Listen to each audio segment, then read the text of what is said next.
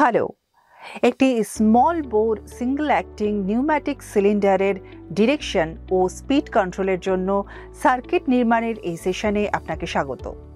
এই সেশনের শেষে 3 পোর্ট 2 পজিশন ভালভ ব্যবহার করে একটি সিঙ্গল অ্যাক্টিং নিউম্যাটিক সিলিন্ডারকে চালনা করতে যে উপকরণ বা টুলসের প্রয়োজন হয় তা তালিকাভুক্ত করতে পারবেন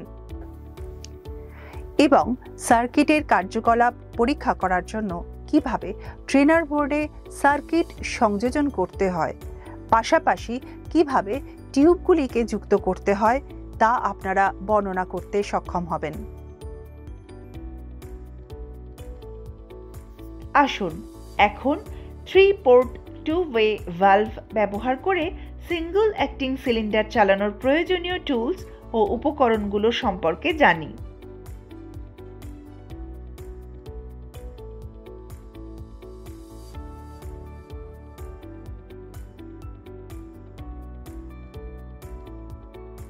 এর মধ্যে রয়েছে trainer board, pneumatic source compressor, PU tube,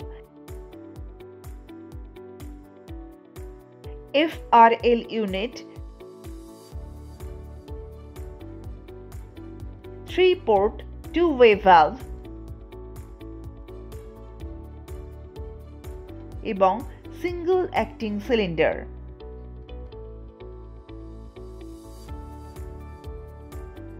একটি 3 পোর্ট 2 ওয়ে ভালভ ব্যবহার করে একটি সিঙ্গল অ্যাক্টিং সিলিন্ডারকে চালনা করতে হলে আপনাকে প্রথমে ট্রেনার বোর্ডে সব উপাদানগুলিকে সাজিয়ে নিতে হবে। উদাহরণস্বরূপ pneumatic source single acting cylinder, 3 port 2 way valve এবং FRL সাজিয়ে রাখুন।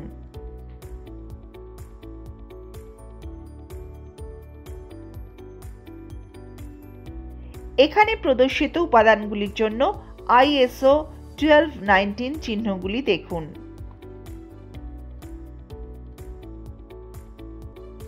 একটি 3 পোর্ট 2 ওয়ে ভালভ ব্যবহার করে সিঙ্গল অ্যাক্টিং সিলিন্ডার চালানোর সার্কিট ডায়াগ্রাম রয়েছে। কম্প্রেসরের সুইচকে অন করলে পোর্ট 1 পর্যন্ত কম্প্রেস করা বায়ুকে পাওয়া যায়। পুশ বাটনে যখন চাপ দেওয়া হয়, ভালভ স্থান পরিবর্তন করার কারণে বায়ুর দিক পরিবর্তন হয়, পিস্টন সামনের দিকে এগোতে থাকে। পুশ বাটনকে ছেড়ে দিলে পরে পিস্টন ফিরে আসে।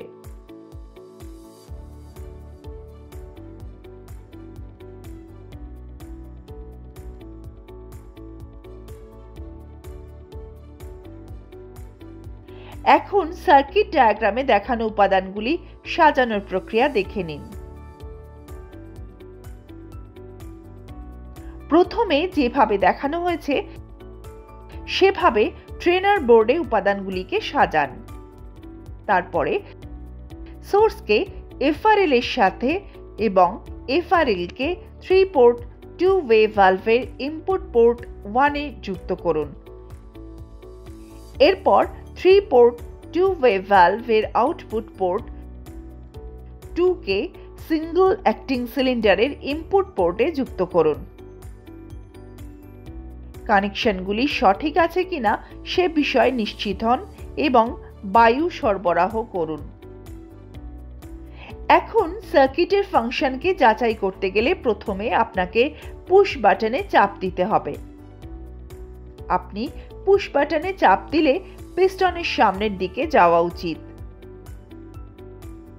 এরপর পুশ বাটনটিকে ছেড়ে দিন। আপনি পুশ বাটনটিকে ছেড়ে দিলে পিস্টন পিছন দিকে যাবে।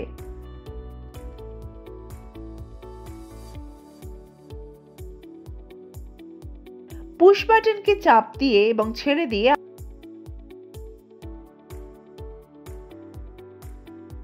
আপনি পিস্টনের গতিবিধি পরীক্ষা করতে পারেন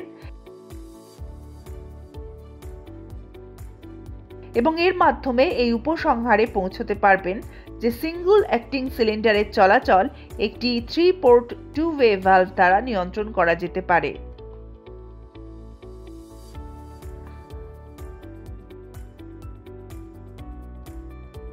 চলুন এখন দেখি কিভাবে ফিটিং এর সময় পুশ ব্যবহার করে টিউব সংযোগ করা যায়।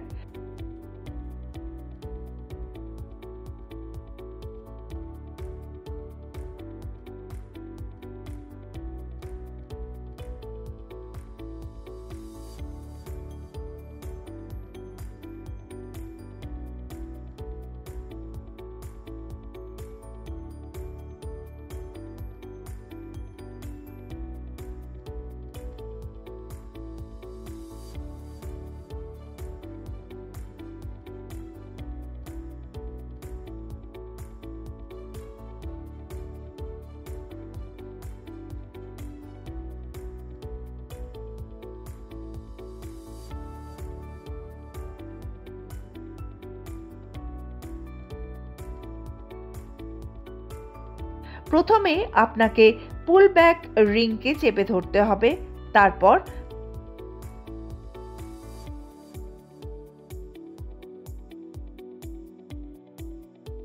পলিইউরেথেন টিউবকে ফিটিং এ চেপে দিতে হবে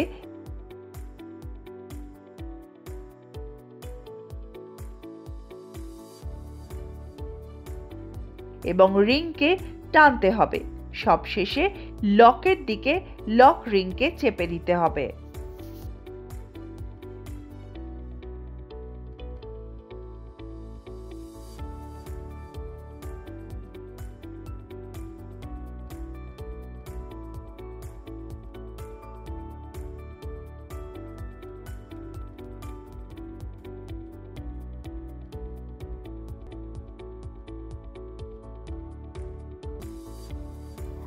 এখন আমরা একটি small bore single acting pneumatic সিলিন্ডারের ডিরেকশন ও স্পিড কন্ট্রোল করতে সার্কিট নির্মাণের সেশনের শেষে এসে পৌঁছেছি।